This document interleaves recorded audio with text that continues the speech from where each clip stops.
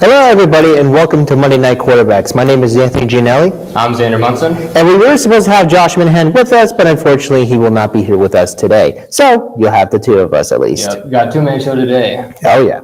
Do we want to just get right into it? Yeah, let's go ahead. Oh, before we do get into it, if you do want to call in for your own opinions and all that stuff, you can call in on the number right below. So, make sure you do that. But first, let's get into it, yeah? Yeah. So, NFL, let's get on to that. So, Aiden, why don't you go ahead and show up the McBride situation there?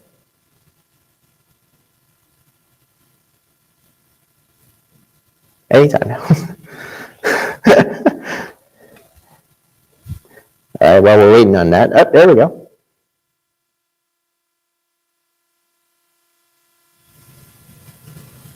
Yes, so Cardinals make McBride, Terry McBride, if I remember his first name correctly, the highest paid tight end in history right now.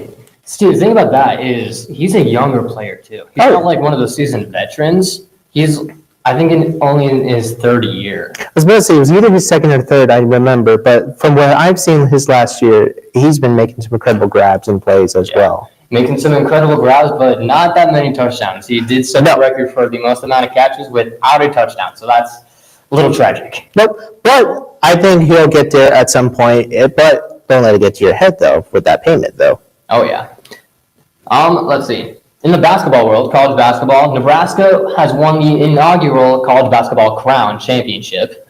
That tournament was hosted in Las Vegas. Juwan Gary, Nebraska's forward, was named the MVP for that one. Thanks. And along with that game, Nebraska's star player, Bryce Williams, broke the single-season scoring record for Nebraska. He broke James Palmer Jr.'s record with 713 points in a single season.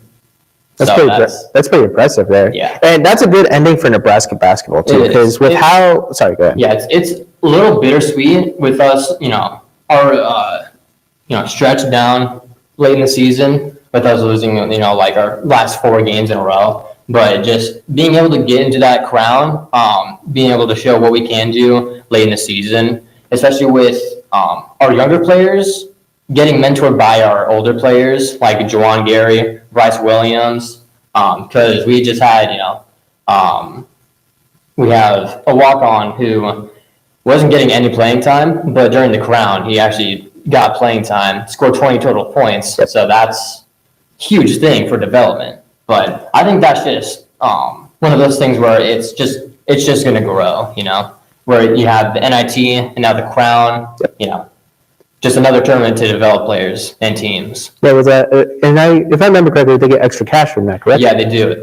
So the final 4 teams, the third and fourth place, I think, got $50,000. Second place got $100,000, and then the winner $300,000. So hey, that's some extra money for Nebraska to spend. But what I'm also saying is it's a good story ending there for them. It's because they did try to make the dance and all that stuff, but unfortunately fell short. And instead of them going, it was both Creighton and Omaha going. Yep. So it was like it's a bittersweet ending, but at the same time, it's still a step in the right direction because this is the first time in a while where we've had back-to-back 20-win seasons. So, Fred Hoiberg's got this program going in the right direction. I agree. All right, so we're going to go back to the NFL world real quick. Cowboys did trade for Joe Milton, who was just drafted by the Patriots last year. No, he wasn't drafted. He signed with them because he went undrafted, and then he signed with them. Yep. And he did have a pretty good preseason, and he has a heck of an arm, too. He's got a great arm. I remember watching him when he first played at Michigan. He showed an incredible arm, like just raw talent, and then transfers over to Tennessee. And then his last year there, he had some up and downs, but overall, I think he has really good potential, big arm. So if they can just find a way to utilize that, then they can get some good playing time out of him. Oh, yeah. Like, obviously, he isn't going to be a starter, but he is a good backup for Dak because they've had Cooper Rush. I know they had Ben DiNucci, and they were okay backups, but they didn't really get things rolling and all that stuff. Yeah. So their hope with Joe Milton is that, they could finally, if Dak gets injured again, they at least have Joe Milton to fall on it. I feel like that's a good move for them just because of Dak's injury history. Because last couple of years, he's had some kind of injury. And it pretty much takes him out for the whole season. Yeah, like end of the season, something happens where, the last couple of years they've had Cooper Rush, Ben DiNucci, like you mentioned, where they haven't had a good young player to kind of develop into that role. So that, with them getting Joe Milton, I feel like they can really actually have a chance now at the end of the season if something happens with Dak Prescott. I agree. All right, so we're going to go on, and Aiden, if you want to go ahead and put on the tush push. Oh yeah, good old tush push. Yes. So it has been tabled, as you could see, and 16 teams are so far in favor. So from so far, it looks like it might look like it get banned, but we don't know for certain yet. No, I did see a clip on the internet of their head coach, Nick Sirianni, talking about there were a couple of coaches he was worried about that were going to vote against it. My opinion on it is I don't think it should be banned because it's just a part of the game. It originated with the QB sneak, and then the Eagles with just the right players. You've got Jalen Hurts, who squats 500 pounds. You've got Saquon Barkley. You just have big guys that are right there. And, when they started it, Jason Kelce, one of the best centers to ever play the game. He was a big help in it, too. Exactly, he was a center, too, and he was just pushing everybody up his way. Jason Kelce, and then Nebraska player Cam Jurgens to replace him when Jason Kelce retired. But just no teams have been able to stop them. And other teams have tried the tush push, and they just don't have the same success as the Eagles do. Well, I think it's because, obviously it's because of how big the O-line boys are. Because if you look at, in comparison to, the rest of, the teams in the NFL, they're big, and they can do it as well. As we saw in the Super Bowl, how well they can block and all that stuff, too. That's why they were so successful in that game. And another thing is, I know Green Bay was the first one to push it out as well, and it reminded me of a video they tried to do it, and I know it's a failed one as well. It was a couple of years ago. I think it was Jordan Love's first season starting. It was the second game he was in. It was Atlanta that he was playing against, and they were trying something like that as well. Yeah. And he stumbled and all that stuff too. Yeah. Which it's gonna happen. It's usually that early in the player's career. It's bound to happen. But well, to be fair, this was his third year in the NFL because he did wait a couple of years behind Aaron Rodgers. Yeah. But technically his first year starting. Oh yeah. And so so far Jordan Love's been doing a pretty amazing job so far. Yeah. I think he got into playoffs if I remember correctly. I believe. I can't quite remember. I'll have to look back on that. But I think for the Packers, it's kind of funny how they did the same thing as Jordan Love and Aaron Rodgers did with Brett Favre and Aaron Rodgers. Because Brett Favre, he was originally the starting QB. They drafted Aaron Rodgers. He has to sit for a couple of years. Yep. And then he thrust into the role and has a great Hall of Fame career. That's still going on. Oh yeah. And then they dropped Jordan Love, same situation. I was one of those people where I was like, what are you getting this guy for? You already have Aaron Rodgers, seasoned veteran. Why are you getting this guy out of a Group of 5 school? Not to mention, they drafted him in the first round, if I remember correctly. Yeah, he did, out of Utah State, yeah. He was really good at Utah State. But I was just shocked that he was taking that early in the draft. But I've seen how he was in college, and now what we're seeing from Jordan Love, he's obviously doing a very well job, and that's something sit back, learn and learn from the veteran and all that stuff. In some cases it works, some cases it doesn't. Yeah. But it depends on who you have teaching you as well. And there seems to be a theme with Packers QBs. Brett Favre started it, but going from the Packers to the Jets and then to the Vikings for his final team. We'll see where Aaron Rodgers ends up. The Vikings have already said that they're sticking with J.J. McCarthy as their. I was about to say, I would hope it wouldn't take Aaron Rodgers. I don't get it because Brett Favre did it. But they have J.J. McCarthy. There was no need for them to take Aaron at any case. So, of course, they're going to say no. Plus, it sounds like J.J. has been, is loving the team so far. Especially with him getting injured this year and having Sam Darnold play. It really gave him an opportunity to learn from someone who's been in the NFL for a while, hasn't had the best career, but in the Vikings system really thrived. So having learned under Sam Darnold, who's now with the Seahawks, in a very big deal, I think him just learning and not No, he didn't get any reps throughout the season because of the injury, but him just learning under someone relatively in his same situation of young player in the league. Well, it's like we saw from the first preseason game, which that was like the only game he played until he got injured. He was actually doing pretty well then. He did throw for like a go-ahead touchdown, like that was really deep. Yeah. So I think he'll do well this season. Hopefully he doesn't get injured again, but we'll have to see. All right, so we're still sticking with the NFL. Aiden, you want to go ahead and show us the NFL draft?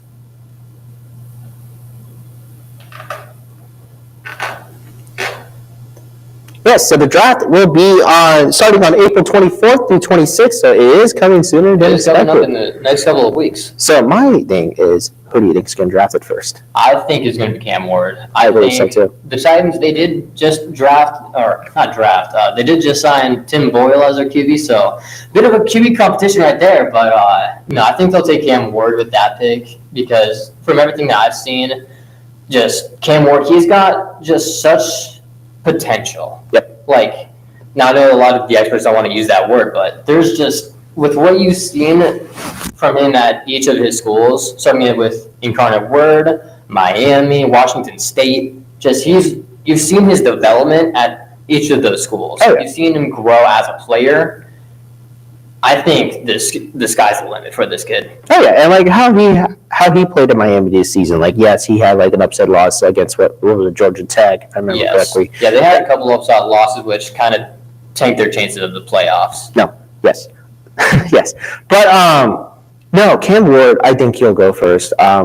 I know, like there was talk like Shadir Sanders would go first. I'm like, no, I don't think he'll go first. No, Like, yes, he's not a bad quarterback, but I doubt he's going to go first. No, I think it'll definitely go Cam Ward first, Abdul Carter, the starting defensive end from Penn State, Oh yes, going second, and then I think it's like that 3 through 8 range where it's like a mix of players that could go pretty much anywhere. exactly. Yeah, Where so you got Travis Hunter, Shador Sanders, Jackson Hart's been thrown under there, just a bunch of different players. Mason Graham, the defensive lineman from Michigan, just a lot of players, a lot of talent. Oh. And that's the one thing I've seen with these players, but also this draft just in general, where there's so many players that could go in the first round. Oh, look at that, we got our first call. Monday Night Quarterbacks, Anthony speaking. Yes. Can you tell me your opinion and what do you think of C.J. Stroud, Houston Texans?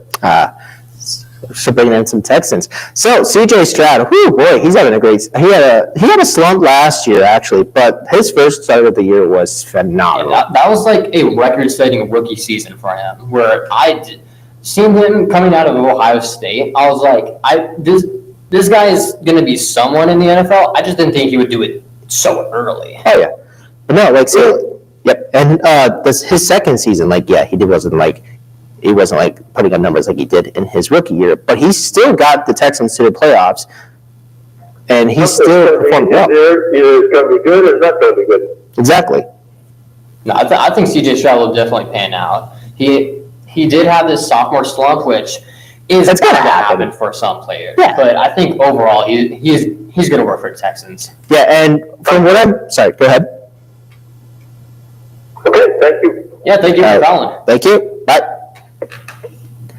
No, and he does bring a good point too, and that's what I'm thinking too. Sticking to the draft, by the way, I do know that they need O-line guys as well, and maybe wide receiver because Stephon Diggs just signed with the Patriots not long ago. I did see that. That one kind of shocked me. I thought he was staying with the Texans. I was so sure of it.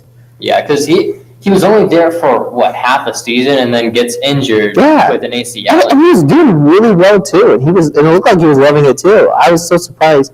Out of all the teams, he decided to sign with the Patriots too. Yeah. But my guess is, and they did sign him a very good contract too. What was it, like 3 years? 3 years, I think, upwards of $100 million. Something like that, yes. But now I've just seen that, and I thought he was having so much fun with Tank Dell and oh god, his Nico name. Collins. Thank you, Nico Collins, and yeah. But I guess we need some Texans would need some wide receiver help as well. So that's my thing too. Is secondary, they're good. Yeah. Yeah, they got C.J. Gardner-Johnson from the Eagles, who was playing really good this season, especially in the Super Bowl, from what I've seen. But No, yeah, O-line and all that they need help with. So hopefully they'll get that for CJ, so that way he can, get more touchdowns down and all that stuff. Moving over to college basketball, we just had the Women's College Basketball National Championship between UConn and South Carolina, an absolute just juggernaut of a matchup. UConn ended up winning that one in pretty convincing fashion. Against South Carolina, too. Like, I've seen how they were a couple of seasons. Like, they've been winning it the last couple of seasons, if I remember correctly. Under Dawn Staley, she's been able to just take in that talent that she's been recruiting and just make superstars out of them, and just last, 5 years, or rather, 5 to 10 years, she's just been able to make such amazing teams. And I know the last 3 years, no one's been able to beat them. I know. And then here comes UConn out of nowhere, just sweeping them away in the game, too. The massive lead that they had, too, is just, that is extraordinary. I've never seen anything like that. But hats off to UConn for getting that. Yeah, I will say it is a very good ending for UConn, because with Paige Beckers coming back for her final season and being able to end up on top of the college basketball, world like that, I think it's just no better ending you can write for that. Oh yeah, no better way to end your final season there as a champion. That's basically every athlete's dream. Okay, coming in final season, I want to be a champion no matter what. Yeah. If I have to make some sacrifices, screw it, I'll do it. Yeah. Speaking of basketball, Aiden, why don't we go ahead and show the logo for the upcoming Final Four tonight?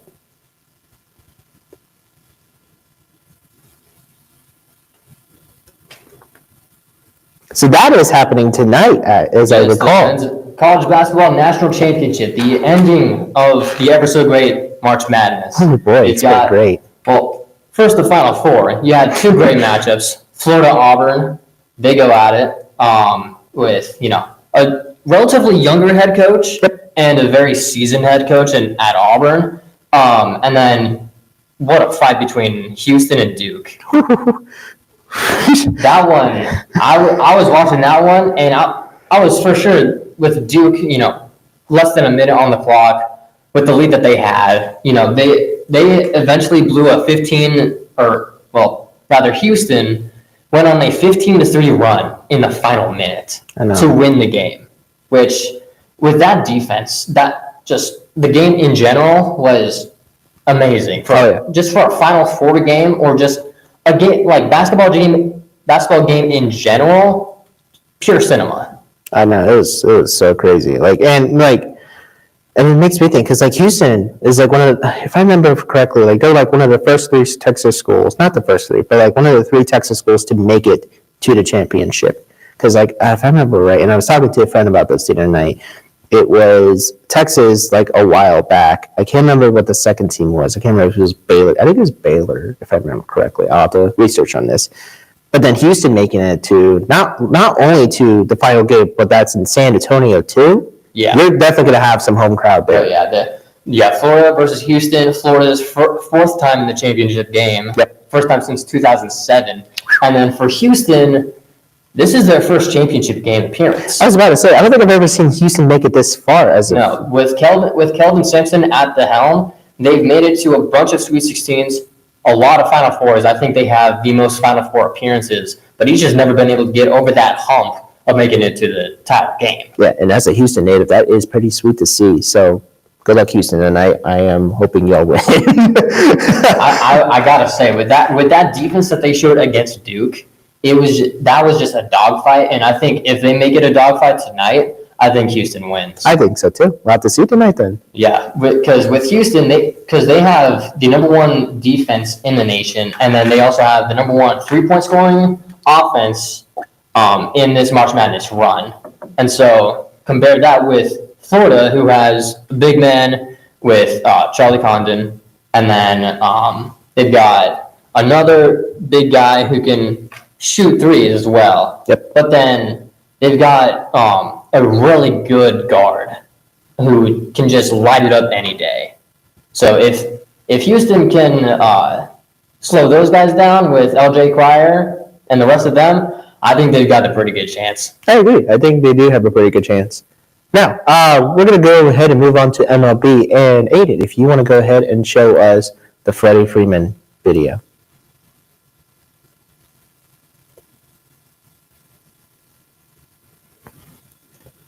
So yeah, first one there.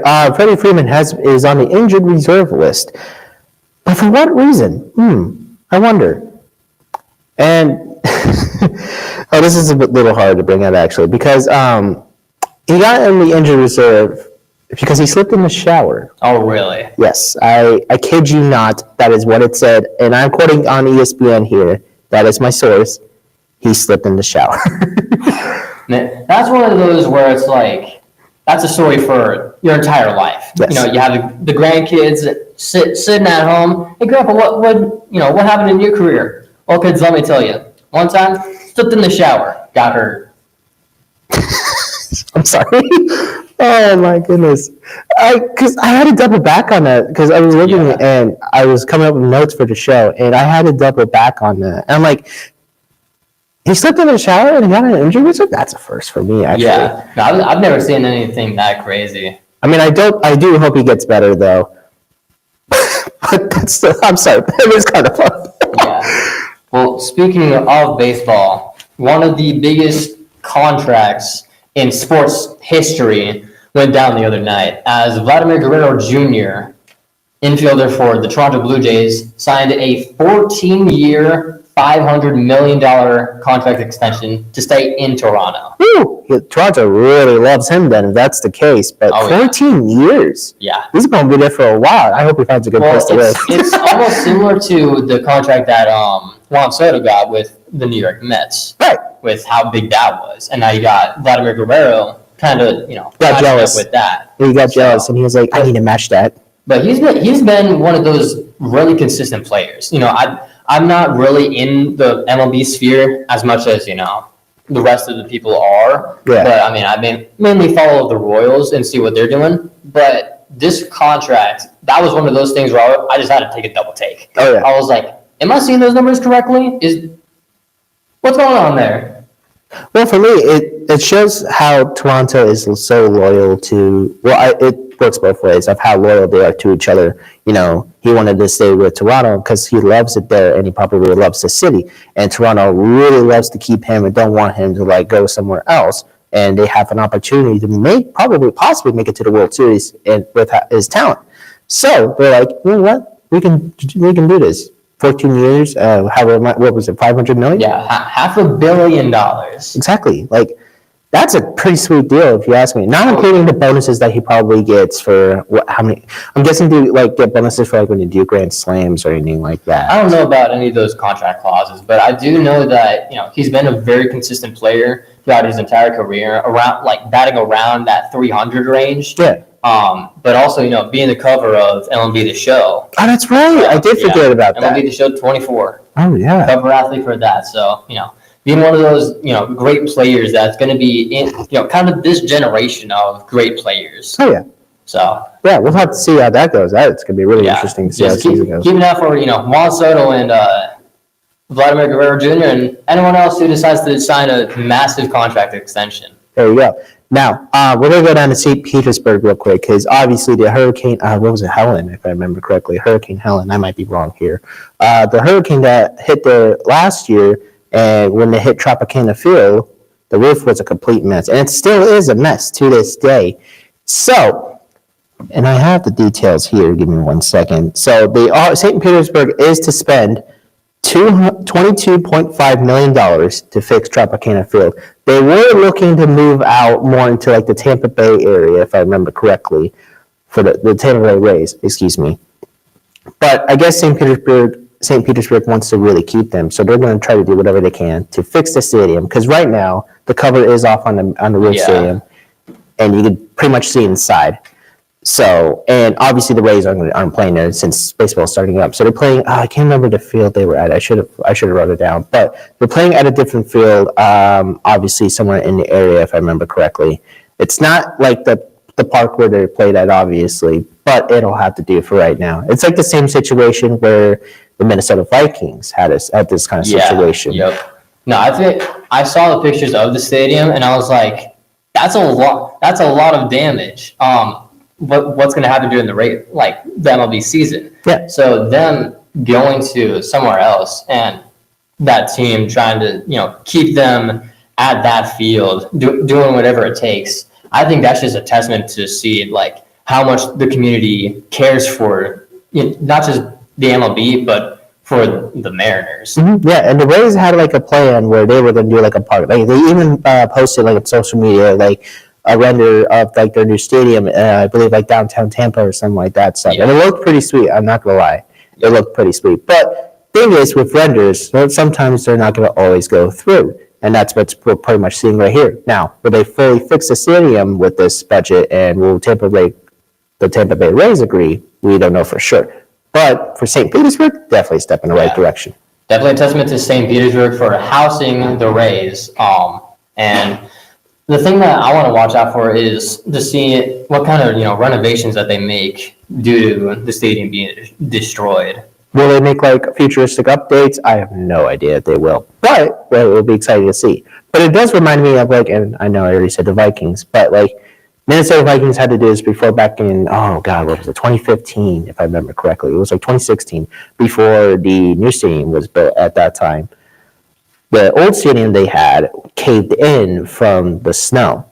Like they had like a big blizzard or something like that, and it caved in. Like you can look it up online if on YouTube. They had where they had like the old stadium, snow ripped through the ceiling, which it wasn't an actual solid ceiling. It was like a tent kind of style roof they had at the time, and it just spilt right onto that nice field and all that stuff, and it pretty much ruined it. So at that time, they were like, okay, what are we going to do? Coming to the Minnesota Gophers, the University of Minnesota, we're like, we have a stadium that you guys can fill out for right now. It's not an indoor stadium, yes, but it's where you guys can still play. And they're like, yeah, we can do that. And if I remember correctly, they played it for about 2 years. So that way they gave the construction crews up their time to deconstruct the stadium and then build up the new stadium. And then you got the stadium as it is today, where they hosted already a Super Bowl in there. And it's a pretty cool stadium, if you ask me. Yeah, well, it kind of reminds me of when the Saints, when their stadium was destroyed, and they rebuilt it, and their first home game there was it was almost like a spiritual feeling, because you have this devastating hurricane that rolls through Florida and rolls through New Orleans, that part of the country, and then you just have this upbringing. So I wonder if that's going to be the same kind of thing that happens with the Rays. I could see that happening too, and it will definitely be a big story, like when they return to Tropicana Field. Yeah. When, I don't know for sure. I don't know if it'll be this season or next season, but we'll have to see. Okay, so it looks like we're about to be finished up. You got anything else you want to add? No, I'm just excited for this championship game tonight. I know, man. I can't wait. I'm like thinking way too much about it right now. I hope Houston wins. I'm not gonna lie. It's going to be a great game. Very, very defensive squad versus a very offensive squad. I agree. So, yeah, we'll have to see how that goes. Thank you so much for joining us this evening. And again, I'm Anthony Gianelli. I'm Xander Munson. And Josh Manahan was supposed to be here, but unfortunately could not be here with us. But feel free to try and join in next time. Not next Monday, but the Monday after every other Monday. And, we'll get to it. See you guys.